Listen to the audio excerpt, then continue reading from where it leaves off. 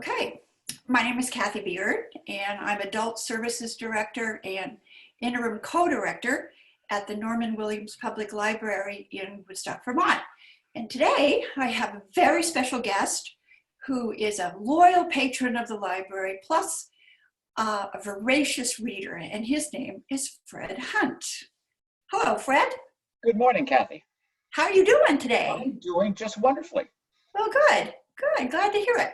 I thought we would talk a little bit about what you like to read and the things that you look for in a book, and then we'll listen to your review. Would that be okay?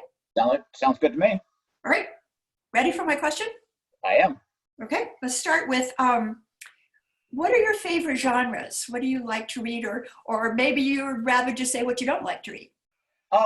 Well, these days you want something fairly light. So I think in general, I like the pop fiction, historic fiction, and I'm a big mystery fan.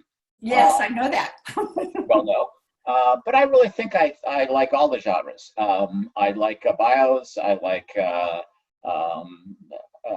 my interests are pretty broad, but I'd have to say the whole mystery, action, pop fiction is probably, particularly now, the favorite.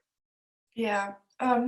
So when you read a book, like, is there something that you particularly look for in a book? I mean, it sounds like you've got a wide variety of interests, but are you looking for language? Are you looking for a plot? Or is there something that really you always want in a book?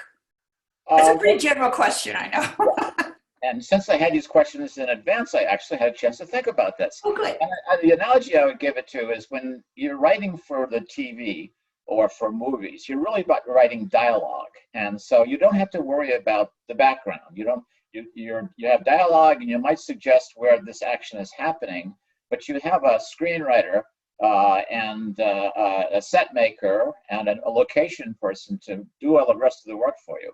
When you write a book, you really have to be able to not only write good dialogue, but you also have to set the scene. Right. So I really like books where they pull you into wherever this is happening. For example, the book I'm going to review happens, a lot of it, in Cuba. And I thought the author did a great job of making, for even those of us who've been there, really know the country better and set the stage for the action that's going to happen during the course of the book. And so, I really like an author that's not only good with the dialogue, but also good with setting the stage, if you will. Yeah, those are good points. And do you have any pet peeves? Not really. I like everybody else, if it's a plotter, meaning just plodding along, you're not going anywhere with it, you can get bored by it. And, I'm one of these people who likes to finish a book no matter what. So I will painfully make it all the way through. Are you really? Good for you. Yeah, I have to admit it. It's like you just hate to put the book down, even if it's a bad one. But no, I can't say there's anything major I've been able to come up with that says that I object to. I have a pet peeve. I have several, but one of my pet peeves is the ending of a book. I find that seems, I'm with a book and I think it's terrific, and all of a sudden it just ends, like the author doesn't really know how to end it, and so it just says, okay, well, this happened and that happened and you're done. And I just get very irritated at that. Good point. I think that's true of movies and TV shows too. Which, yeah. Moving along, you think it's going in a certain direction and they just end it and you go, where the heck did that come from? What? I know. It's like J.K. Rowling, that wrote all the Harry Potter books. She started with the ending. That's so not a bad idea. That to me really makes sense. Is Yes. that you get that all set, and then you can drive into everything you have driven towards that ending. Oh, I think that's a good idea, actually. Yeah. Do you have favorite authors? I mean, that your go-to people? Well, right now it's the book, the Nelson DeMille, who I'm going to review this book. I've really become a big fan of his. I really come and go with a lot of different authors. To pick one and say that's my absolute favorite, I don't think I really have an absolute favorite. I really like, there's a lot of them out there I like. I don't even think I can come up with, even several that are my favorite favorites. No, I like them all. Yeah, I understand that. I mean, just this book that you and I have been reading a lot of, Yes. the Juicy Adler Olson series. I've liked some of his books really well and not others. So it's kind of mixed, but And they come and go. I mean, I will yeah, read, I will voraciously read 3 or 4 of a particular author, and then I'll switch because I don't want to get too bound down to one author. And let's face it, there's so many books out there and so many good authors. I know. To get too involved in one for too long just doesn't make a lot of sense. Yeah, that's true. Okay, so you want to talk about your book then? What your Yes, real quick. It's called The Cuban Affair by Nelson DeMille. I just happened to find this book. I wasn't. Can you pull your book up a little bit? I There will. you go. Thank you. Closer. And we were traveling and out of country, and I ran out of books to read. And I'm not a real big fan of reading off of an iPad. I just need that feel of a book in my hand.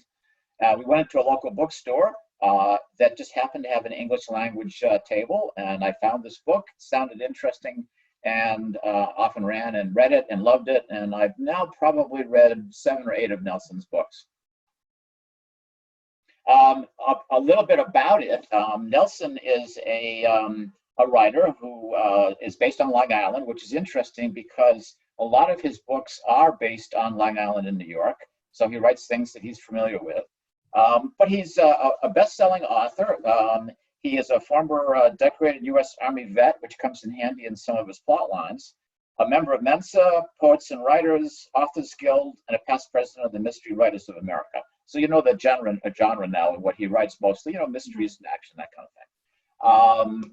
And I think what I found, well, let me say first about the book. This particular one, The Cuban Affair, just to give you a summary here, it's about a former Army vet, again, he has that familiarity, who comes out of the service, moves to Key West, and buys himself a boat. And then finds out he is going broke. He can't afford the boat. But he's approached by some Cuban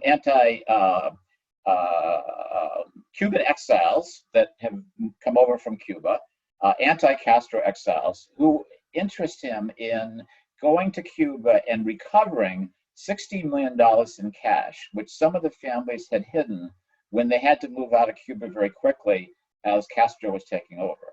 And the whole book is around going to Cuba, finding that all this cash, and you can imagine the bulk of a $60 million in cash is, trying to get it out of the country. And it's just a lot of fun. And it's just an easy read, not too deep. I mean, as far as I'm concerned, yeah, you could probably use all this time we have now for reading to reread The War and Peace, but that's not exactly the time for it. But anyway, why do I find this book and Nelson's books in general so entertaining is the characters, whether they be a soldier, a doctor, a lawyer, a detective, or whatever.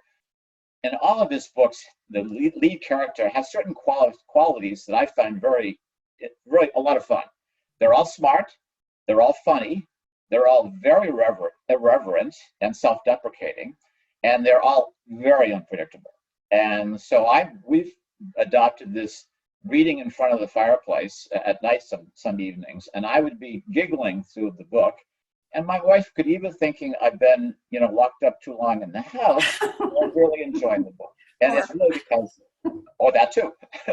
I really enjoy his books, and I think the other part, as I mentioned earlier, that's so important to me for book reading is the ability to really describe and give it context. So when you're in Cuba with him, you feel like you're in Cuba with him.